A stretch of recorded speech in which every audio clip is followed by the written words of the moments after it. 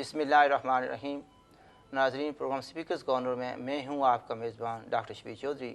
मेरी तरफ से आप सबको अस्सलाम वालेकुम एंड वेरी गुड इवनिंग। सबसे पहले मेहमानों का तारुफ़, मेरे पहले मेहमान हैं जनाब अब्बास भट्ट साहब, जो कि कश्मीर नेशनल पार्टी के चेयरमैन हैं। अब्बास भट्ट साहब, welcome to the show. Thank you doctor साहब। मेरे दूसरे मेहमान हैं जनाब प्रोफेसर एजाज़ प्राचा साहब, जो कि पाकिस्तान से इनका तल्लुक़ है, जो कि एक पॉलिटिकल एनालिस्ट हैं। प्राचा साहब, welcome to the show. Thank you. नाज़रीन, सबसे पहले टॉपिक जो है ना उसका इंट्रोडक्शन कर लिया जाए। आज का जो टॉपिक है Kashmir and India Pakistan relations. चूँकि इंडिया पाकिस्तान रिलेशंस जो हैं इनमें काफ़ी जिन्हें मामलात आते रहे हैं, कभी लड़ाई, कभी झगड़ा, कभी दोस्ती, कभी टेंशन, तो उसमें किसी न किसी जगह पर कश्मीर का भी अमल दखल होता रहा है। कुछ लोग तो कहते हैं कि ये कोर इशू है, फंडामेंटल कॉज है, कुछ कहते हैं कि इस वन ऑफ दी इशूज़। लेकिन एनी केस हम चाहेंगे कि इस पर बहस की जाए, दोस्तों से पूछा जाए कि वो क्या कहते हैं। लेकिन आज के प्रोग्राम की ख़ास बात ये होगी कि आज हम चाहते हैं कि मेहमानों को पूरा मौका दिया जाए, इसलिए आज टेलीफोन कॉल्स नहीं ली जाएंगी। तो दूसरे लफ्ज़ों में नो फ़ोन कॉल्स, लेकिन यह है कि हम कोशिश करेंगे कि नेक्स्ट टाइम आपकी फ़ोन कॉल्स भी ली जाएँ, लेकिन आज नहीं होगा। तो सबसे पहले मैं अब्बास भट्ट साहब से पूछूँगा। तो अब्बास भट्ट साहब, भी पाकिस्तान और भारत के जो तल्लुकात हैं, इनमें इतनी तलखी, इतनी बिटरनेस क्यों है? इसकी वजह क्या है? बिस्मिल्लाहिर्रहमानिर्रहीम। डॉक्टर साहब, सबसे पहले तो शुक्रिया कि आपने हमें यहाँ आने की दावत दी, अपने ख्यालात का आज़ाद का मौका दिया। डॉक्टर साहब, जहाँ तक पाकिस्तान और हिंदुस्तान के ताल्लुक़ का मुवाजना करना है, जब से ये दो मुल्क 1947 से हिंदुस्तान आज़ाद हुआ, पाकिस्तान मद्दे वजूद में आया, एक नई रियासत,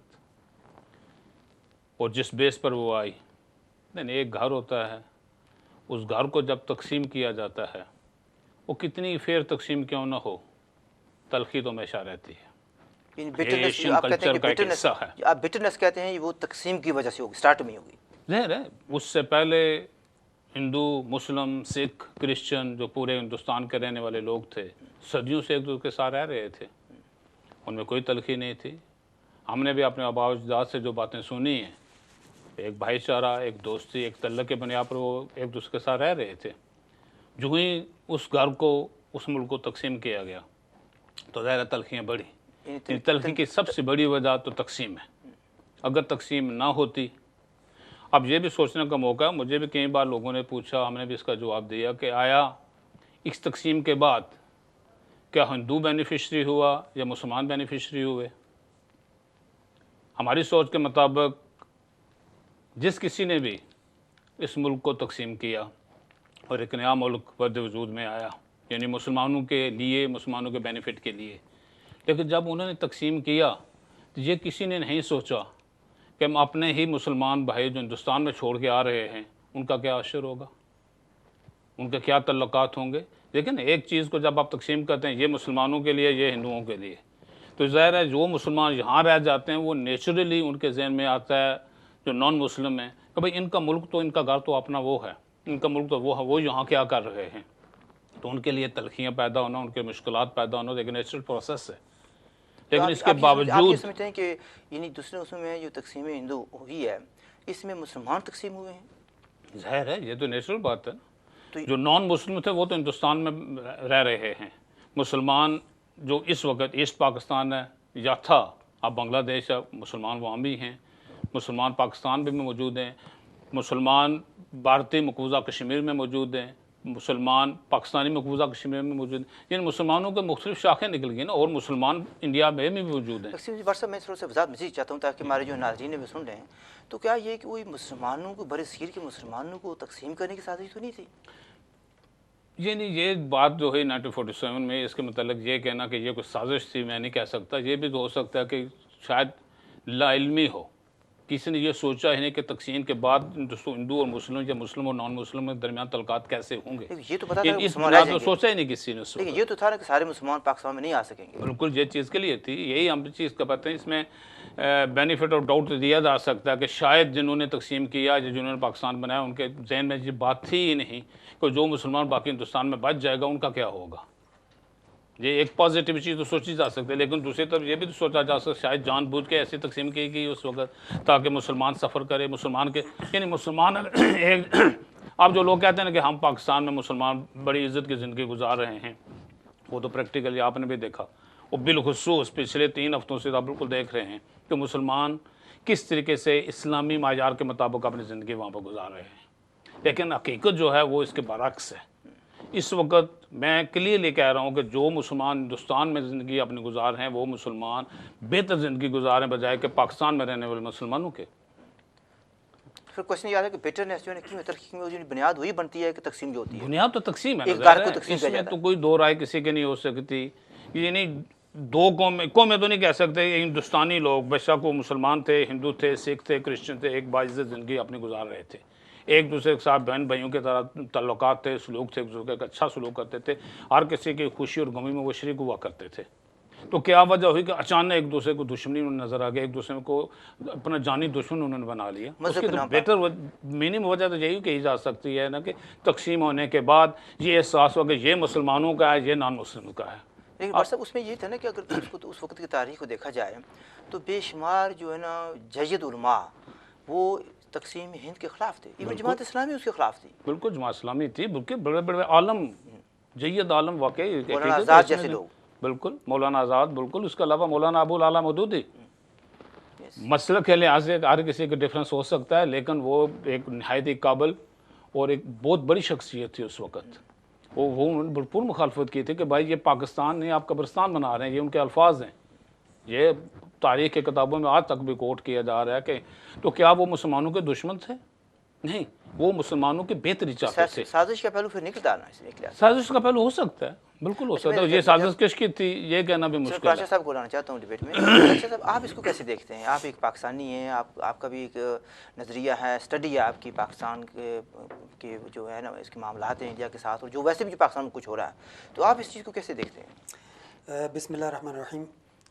ڈاکٹر صاحب ایسا ہے کہ یہ بات بٹ صاحب نے جیسے فرمائی، یہ صحیح فرمائی کہ تقسیم ہند سے مسلمانوں کی مجموعی مشکلات میں بہت زیادہ اضافہ ہوا، چاہے وہ ہندوستانی مسلمان ہیں، چاہے وہ بنگلہ دیشی مسلمان ہیں، چاہے وہ پاکستانی مسلمان ہے یا کشمیری مسلمان ہے۔ لیکن اس کے لیے ہم تقسیم ہند کو ہی ذمہ دار نہیں ٹھہرا سکتے۔ اگر آپ دیکھیں تو دنیا بھر میں آج مسلمان کی جو حالت ہے وہ کسی ڈھکی چھپی نہیں ہے، چاہے وہ آپ اس کو عرب سپرنگ کہہ لیں، چاہے وہ آپ سیریا دیکھ لیں، آپ فار ایسٹ دیکھ لیں، آپ یورپ میں دیکھ لیں، کسی بھی جگہ مسلمانوں کی آپ جو ناگفتہ حالت ہے وہ کسی ڈھکی چھپی نہیں ہے۔ تو قوموں کے عروج زوال اسی طرح سے ہوتے رہتے ہیں۔ بات یہ ہے کہ مسلمانوں نے اپنا جو اقتدار تھا وہ کھو دیا دنیا میں، جو اور یہ بات سوچنے والی ہے کہ کیا وجوہات تھیں جس کی بنیاد پہ مسلمان آج اس درجے کو پہنچ چکا ہے۔ نہیں دیکھیں، جو اس کو جو عرب اسپرنگ ہے اس کو چھوڑ دیتے ہیں ایک منٹ کے لیے۔ Let us limit ourselves to the problems of South Asia, specially جو انڈیا پاکستان ریلیشنز ہیں۔ سوال یہ تھا کہ یہ ہمارے یہاں جو تلخی ہے ہندوستان اور پاکستان کے درمیان اور پورے اس خطے میں، وہ تلخی کیا بٹ صاحب تو یہ کہہ رہے ہیں کہ تقسیم ہند کی وجہ سے بیٹرنیس پیدا ہوگی، ایک غیر تقسیم ہوا، جتنے بھی منصفانہ طریقے سے کرنے بیٹرنیس آ جاتی ہے۔ تو کیا آپ یہ سمجھتے ہیں کہ چونکہ تقسیم ہو گیا ہندوستان مذہب کی بنیاد پر، تو اس میں نفرتیں پیدا ہو گئی، نفرتوں کو اچھالا گیا؟ کسی حد تک تو یہ بات صحیح ہے، لیکن اگر آپ دیکھیں تقسیم کے پہلے کے حالات تو ہندوؤں کے جو مظالم تھے مسلمانوں کے اوپر، اور مطلب یہ کس پیریڈ کی بات کر رہے ہیں آپ؟ جی کس پیریڈ کی بات کر رہے ہیں آپ؟ یہ آپ ورلڈ وار 2 کے بعد سے آپ دیکھ لیں۔ پھر دیکھیں نا، بات یہ ہے نا اس وقت جو ہے نا جو سلوگن آف پاکستان اس وقت آ چکا تھا، تو نفرتیں تو شروع ہو گئی تھی اس وقت۔ یہ نفرت کی بنیاد یعنی جو جھگڑے تھے، فساد تھے، وہ تو شروع کرا دیے گئے تھے ڈائریکٹ ایکشن کی وجہ سے بھی، اور اس کے علاوہ یعنی جتنی جو تحریک تھی۔ اگر تم آپ مجھے یہ بتائیں کہ فرض کیا 1920 میں ہندو مسلم فسادات ہو رہے ہوں یا اس سے پہلے ہو رہے ہوں، ہندو مار رہے تھے یا مسلمان ایک دوسرے کو مار رہے تھے، تو پھر تمہیں مان لوں گا۔ اگر آپ 1940 یا سیکنڈ ورلڈ وار کے بعد کہیں گے تو اس کو تو نہیں کیا جا سکتا ہے کہ وہ دو قومی نظریہ اس کی بنیاد پر ہی ہے، نفرتیں پھیلائی جا رہی ہیں۔ جب آپ تقسیم کریں گے مذہب کے نام پر، وہ کہیں گے کہ ہمارا جو ملک ہے ماتا ہے، ماں ہے، تو ریزنٹمنٹ تو آئے گی، جھگڑے تو بڑھیں گے۔ یہ بات تو اپنی جگہ ٹھیک ہے ڈاکٹر صاحب، لیکن بات یہ ہے کہ جب مسلمانوں کی میجارٹی کے اوپر آپ مائنارٹی کو لگا دیں گے۔ ہندو میجارٹی میں تھے یا مائنارٹی میں تھے؟ اگر آپ مسلمانوں کی تعداد دیکھیں تو مسلمان اگر 20 کروڑ ہم بنگلہ دیشی مسلمان، 20 کروڑ پاکستانی اور 20 کروڑ انڈین مسلمان کو دیکھیں تو میجارٹی میں تو مسلمان ہیں. میرے خیال میں پراجا صاحب کا کوئی اسٹیٹسٹکس جو ہے نا اس کا وہ کاؤنٹنگ میں غلطی لگ رہی ہے. پورے ہندوستان جس کو متحدہ ہندوستان کا تھا وہاں میجارٹی نان مسلم کی تھی، مسلمانوں کی نہیں تھی، نہ اب تک ہے. اب بھی اگر کاؤنٹ کر لیں بنگلہ دیش کے مسلمان، کشمیر کے مسلمان، پاکستان کے مسلمان اور جو مسلمان ہندوستان میں رہ رہے ہیں سب کو جمع کریں نا پھر بھی ہم 50% سے بھی کم بنتے ہیں. 50% بھی نہیں ہے، اتنا گیپ ہے اس میں. اگر نان مسلم کو ایک سطر نان مسلم میجورٹی اب بھی ان کی زیادہ ہے. لیکن میں ڈاکٹر صاحب ایک اور سوال چاہوں گا. میں ڈائریکٹ سوال تو نہیں میں پراجا صاحب سے کرنا چاہتا، لیکن ایک سوال بنتا ہے. وہ سوال یہ ہے کہ ہندو اور مسلم کے فسادات کی بات ہو رہی ہے. ہوئے ہوں گے فساد، ہوئے ہیں، یہ نہیں کہتا میں نہیں ہوئے، لیکن ظاہر ہے جس وقت یہ فارمولہ سامنے آ گیا کہ ہم تقسیم کر رہے ہیں ایک گھر کو تو فسادات تو شروع ہونے تھے. لیکن کیا پاکستان میں اس وقت سنی شیعہ فساد نہیں ہیں؟ اہل حدیث کے اور سلفیوں کے آپس میں فسادات نہیں ہیں؟ پٹھانوں کے اور مہاجروں کے فسادات نہیں ہیں؟ کہ آپ آج پورے پاکستان کے جتنے بھی لوگ ہیں کیا پنجابیوں کو ظالم نہیں سمجھ رہے ہیں؟ کیا ظلم نہیں ہو رہا ہے؟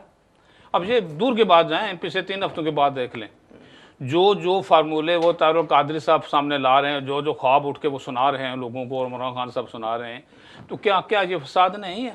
سول نافرمانی تک کی جا رہی ہے، پولیس حکومت کا کہنا نہیں مان رہی ہے، حکومت کی باتیں، پرائم منسٹر کی باتیں فوج نہیں ماننے کے لیے تیار نہیں ہیں، تو کیا یہ فساد نہیں ہے؟ اس کو آپ فساد نہیں کہیں گے؟ بٹرنس تو یا ریزنٹمنٹ ادھر بھی تو ہے. وہ تو ہے.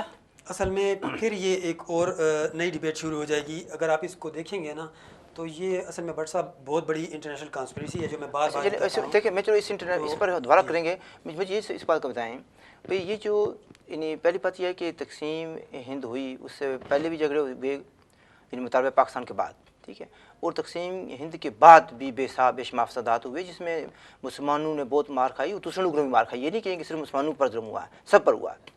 لیکن یہ کوشچن یہ ہے کہ یہ جو بٹرنس ہے اس وقت، یہ انڈیا اور پاکستان ریلیشنز میں بہت بڑی رکاوٹ ہے. اور کچھ لوگ اس سے جان بوجھ کر جو آواز دے رہے ہیں، تو اس کا فائدہ کس کو ہو رہا ہے؟ سچی بات تو یہ ہے اس کا فائدہ تو کسی کو نہیں ہو رہا، نقصان ہی ہو رہا ہے. کچھ کو تو فائدہ ہو رہا ہوگا تو اقرار ہے نا. یعنی آپ کو ڈنڈا پڑ رہا ہے آپ کو فائدہ نہیں ہو رہا، مجھے ڈنڈا پڑ رہا ہے مجھے فائدہ نہیں ہو رہا، لیکن جو آواز دے رہا ہے اس کو تو فائدہ ہو رہا ہوگا نا. تو ظاہر بات ہے یہ میکرو اور مائکرو دونوں لیول کے فائدوں کی بات ہے. اس میں انٹرنیشنل پاورز بھی انوالو ہیں، ان کے بھی فائدے مفادات ہیں، اور جو انٹرنل ایلیمنٹس ہیں ان کے بھی فائدے ہیں. تو آپ کو پتہ ہے کہ ہر جگہ کچھ ایسی کالی بھیڑیں پائی جاتی ہیں جو کہ اپنے ہی گھر کو، اپنے ہی ملک کو چاٹ رہی ہوتی ہیں، جن کا پتہ نہیں چلتا. تو یہ بات تو اپنی جگہ درست ہے، اور یہ حقیقت ہے کہ اگر آپ دیکھیں ساؤتھ ایشیا کی اگر آپ بات let us come to now India Pakistan relation. یہ تقسیم تو آپ کا اپنا ویو ہے، انڈیا صاحب کا اپنا ویو ہے، لیکن اس کے بعد جو انڈیا پاکستان ریلیشنز ہوتی ہیں جیسے کہ دو پڑوسیوں کے درمیان ہوتے ہیں یا دو آزاد ملکوں کے درمیان ہوتے ہیں، اس میں جو ہے نا رکاوٹ کیا ہے؟ کیوں وہ ایک اچھے دوست نہیں بن سکے؟ میرے حساب سے جو سب سے بڑی رکاوٹ ہے اس میں چھوٹے چھوٹے مسائل دوسرے بھی ہیں، لیکن جو سب سے بڑا مسئلہ ہے وہ مسئلہ کشمیر ہے. اگر مسئلہ کشمیر آج سارٹ آؤٹ ہو جاتا ہے تو میرے خیال سے پھر ایسی کوئی وجہ نہیں ہے جو دشمنی کا باعث بنے. مسئلہ کشمیر کو کون نہیں ہونے دے رہا؟ ظاہر بات ہے مسئلہ کشمیر کوئی لوکل یا ایک بائیلیٹرل مسئلہ نہیں ہے، یہ ایک انٹرنیشنل ایشو ہے، وہ اس میں بڑی طاقتیں انوالو ہیں. اور رکاوٹ کون ہے؟ رکاوٹ ظاہر بات ہے کہ جس چیز کے مفادات انوالو ہیں وہ اپنے اپنے مفاد کے لیے لڑتے ہیں، تو اس کو نہیں حل نہیں. مطلب کیا برازیل کے جو پریزیڈنٹ ہے اس کے مفادات ہیں اس میں؟ میں پوچھ رہا ہوں، آپ سے پوچھ رہا ہوں کہ کون سے رکاوٹ کون سا ہے؟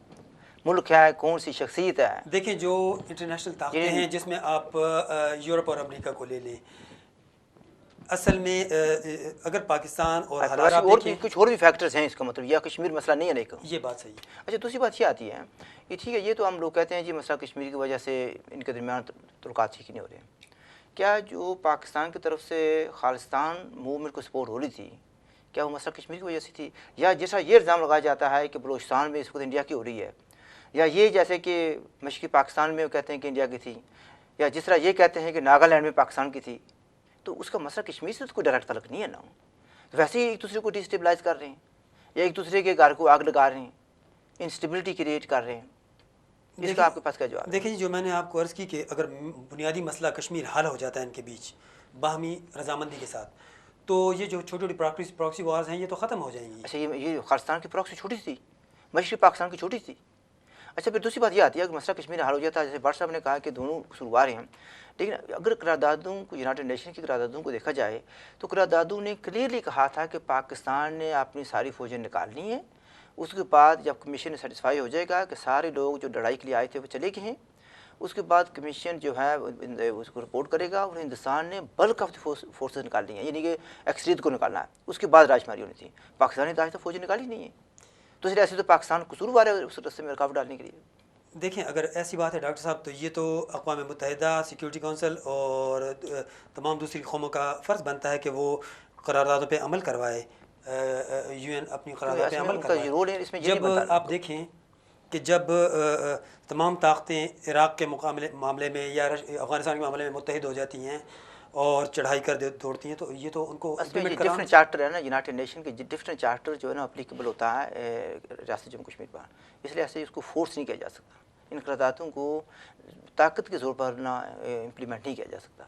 اس میں پریشر ہو سکتا ہے، رائے ہو سکتی ہے، لیکن یہ نہیں ہو سکتا کہ یونائٹڈ نیشن فوجیں لے کر یہاں آ جائیں. تو اس کا مطلب تو یہی ہوا کہ ایک چیز اور بھی آپ اس میں غور طلب، وہ ٹھیک ہے آپ جس طرح آپ فرما رہے ہیں وہ یونائٹڈ نیشن کا جو ہے وہ مسئلہ اپنی جگہ درست ہے، لیکن یہ بھی چیز دیکھیں نا، جو بڑی طاقتیں ہیں عراق پر قبضہ کرنے کے لیے انہیں یہ چاہیے تھا، کشمیر پہ انہوں نے قبضہ نہیں کرنا ہے، کشمیر کے مسئلے کو انہوں نے لائیو رکھنا ہے. یہ دو ڈفرینس ہیں بیٹے. صرف یہ نہیں، صرف یہ مسئلہ نہیں ہے، مسئلہ یہ ہے کہ اس میں انٹرنیشنل لوگوں کے مفادات ہیں.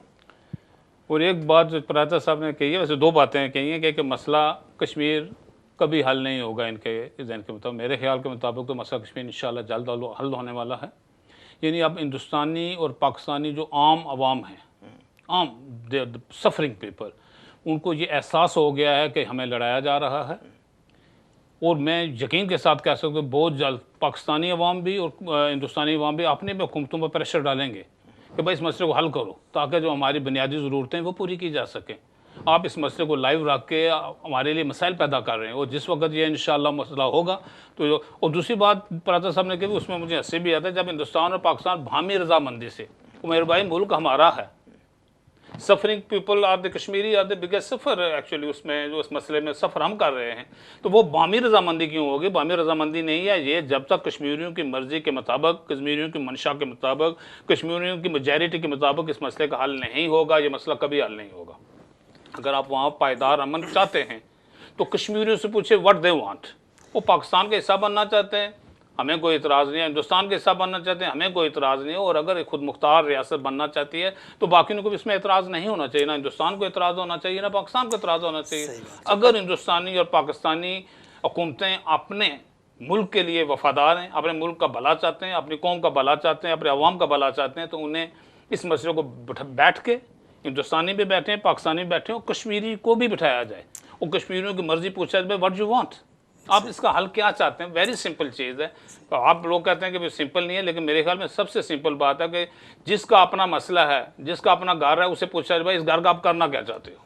اچھا اس میں پراچا صاحب، میں ابھی تھوڑی دیر میں ہمیں بریک بھی لینی ہے، تو میں اس میں یہ آپ سے پوچھنا چاہتا ہوں بھائی اس وقت جو کہا جا رہا ہے کہ باہمی رضامندی جس کا ذکر بھٹ صاحب نے بھی کیا ہے، بھائی مسئلہ تو ہماری ذاتی کا، خود مختاری کا ہے، ہمارے مستقبل کا ہے، لیکن رضامندی نیو دہلی اور اسلام آباد کی ہونی چاہیے.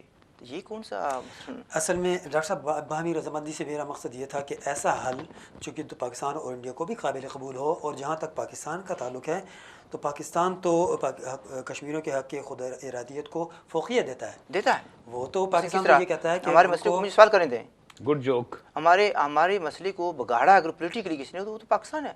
اس کو علاقائی جھگڑا بنایا وہ پاکستان ہے. ہماری ذاتی کی جو شک تھی اس کو ختم کرنے والا پاکستان ہے.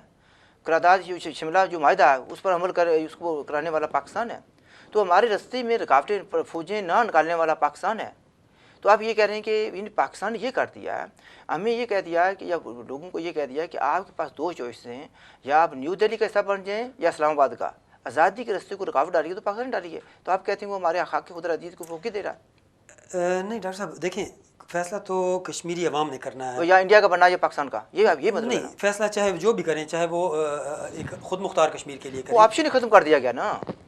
पाकिस्तान और इंडिया ने मुझे पाकिस्तान के कहने पर डॉक्टर साहब वैसे हंसी आती है, मैं वैसे वो लफ्ज़ इस्तेमाल नहीं करना चाहता जो राजा साहब ने कहा ना कि हक़ खुद अरादियत, यानी हक़ खुद अरादियत के साथ जिस कदर रेप किया गया ना, वो पाकिस्तान वालों ने रेप किया, इस लफ्ज़ का बाखुदा देख के शर्म महसूस होती। हक़ खुद अरादियत किसको कहते हैं? बिल जबर ये पानी का गिलास है, ये मैं अपनी मर्ज़ी से पीऊँ, आप कहते नहीं, या डॉक्टर साहब पियेंगे या आप पियेंगे, गिलास मेरा है, या डॉक्टर साहब पिए या आप पिए, भाई इसको क्या कहते हैं? हक़ खुद अरादियत कहते हैं। हक़ खुद अरादियत है कि मेरा गिलास है, मुझे अगर प्यास नहीं है मैं डॉक्टर साहब को दे दूँ, मुझे प्यास है मैं आपको दे दूँ, लेकिन पहले मैं अपनी प्यास तो बुझाऊँ इससे। इसको राइट ऑफ सेल्फ डिटर्मिनेशन कहते हैं कि जिसकी चीज़ है वो अपनी मर्जी मंशा के मुताबिक बगैर किसी को तकलीफ दिए उसका फैसला करे, उसके मुस्तकबिल का फैसला करे। वेरी क्लियरली है कि हमारी जो स्ट्रगल है ना, कश्मीरी लोगों की जो स्ट्रगल बनती थी, जो है वो लोग जो जानते हैं मसला कश्मीर क्या है, उनके नज़दीक तो हमारा जो केस है वो ये बनता है कि हमारी जो आज़ादी थी खुद मुख्तारी, जो 15 अगस्त 1947 को हमें मिल गई थी आज़ादी, हम उसकी बहाली के लिए स्ट्रगल कर रहे हैं। हम चाहते हैं कि कश्मीर हमारा आज़ाद खुद मुख्तार हो। अभी तो मसला बिगाड़ कर ये कर दिया गया जी, आज़ादी वाला मसला ऑप्शन ख़त्म है, अब ये कहते हैं जी आप इलाके इधर करें या उधर करें, तो ये तो मसला हमारे साथ ज़्यादती हो रही है ना। एक के गुलाम बने या दूसरे के गुलाम बने, आज़ाद रहने का हक नहीं है। ये तो देखें दोबारा कश्मीरियों के ऊपर बात जाती है, उनकी लीडरशिप को और उनके अवाम को इतना बेदार होना चाहिए कि वो अपने हक़ के लिए आवाज़ उठा सकें, दोनों तरफ के कश्मीरी मुत्तहिद हों। ये तो उसूली बात है कि वो मुत्तहिद हों और अपने हक़ के लिए आवाज़ उठाएं, तो फिर पाकिस्तान और हिंदुस्तान की कोई मजाल नहीं है। इसमें भी ये नहीं कि मज़हब के नाम पर कर दिया गया ना जी, ये दो कौमी नज़रिए का हिस्सा है, हालांकि कश्मीर मसला कश्मीर दो कौमी नज़रिए का हिस्सा नहीं है। हमारी जो स्ट्रगल है अभी मज़हब की स्ट्रगल नहीं है, हमें नमाज़ पढ़ने की वहाँ पर कोई पाबंदी नहीं है, ठीक है, हम नमाज़ पढ़ सकते हैं, हिंदू अपने जा सकता है अपने टेंपल में, ठीक है, गुरुद्वारे में सरदार जी जा सकते हैं। मसला हमारा जो है ना सियासी था, इसको मज़हब की जंग बना दिया गया कन्फ्यूज़ करने के लिए, तो इसमें तो यानी बिगाड़ पैदा किया। अगेन मैं अनफॉर्चुनेटली ये कहूँगा कि जो आज़ादी के दुश्मन थे हमारे, उन्होंने इसमें बिगाड़ पैदा किए। देखिए डॉक्टर साहब, जो अगर हम पाकिस्तान और हिंदुस्तान के इलाक़ के साथ देखें कश्मीर का, तो इसका मकसद तो साफ ज़ाहिर है। प्राची साहब, क्योंकि मुझे ब्रेक के लिए कहा जा रहा है, नाज़रीन हमें थोड़ी सी ब्रेक लेनी पड़ेगी। सी यू आफ्टर द ब्रेक। ठीक, लेकिन मैं काफ़ी देर से आप कहा दिया था कि ब्रेक पर जाना है, मैं तो आपका इंतजार कर रहा था। मैं तो कंडी कर दी हैं? कंडी कर दी, तो तैयारी के बगैर बैठा। नहीं देखिए तुम क्या कर बड़ साहब 5 मारी जा नहीं, लेकिन फिर तुम पावर देने में तुम गलना ये मैं तो टॉपिक यहाँ आके पूछा टॉपिक क्या है, नहीं एक बात है, कौन से 5 मारा है। प्राची साहब एक चीज़ सुने ना,